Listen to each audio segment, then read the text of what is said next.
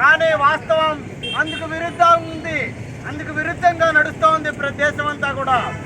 ప్రజలకి గ్యాస్ లేదు. గ్యాస్ కావాలంటే 15 రోజులు 20 రోజులు ఎదురు చూడాలా. 2014కి పూర్వం 350 రూపాయలు ఉన్నటువంటి గ్యాసు ఇవాళ 1100 రూపాయలు దాటేసింది. అది కూడా తక్షణమే కావాలి అని అంటే 2000 3000 చెల్లించాల్సినటువంటి పరిస్థితి. యుద్ధం పేరు చెప్పి అన్ని రకాల వస్తువుల ధరలని ప్రభుత్వం విపరీతంగా పెంచుతూ ఉంది. దీన్ని మేము తీవ్రంగా వ్యతిరేకిస్తూ ఉన్నాం. గ్యాస్ని తక్షణమే అన్ని వర్గాలకి సరఫరా చేయాలని చెప్పేసి క్రమబద్ధీకరించాలని చెప్పి డిమాండ్ చేస్తూ ఉన్నాం. అదే రకంగా డీజిల్ పెట్రోల్ నిల్వలు 6 నెలలకు సరఫరా ఉన్నాయని చెప్పేసి మోడీ గారు ఒక పక్కన చెప్తా ఉన్నాడు. కానీ వాస్తవం అందుకు విరుద్ధంగా ఉంది. పెట్రోల్ బంకులన్నీ కూడా మూతలు పడ్డాయి.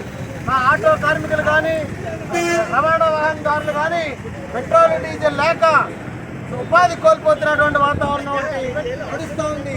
ఈ నేపథ్యంలో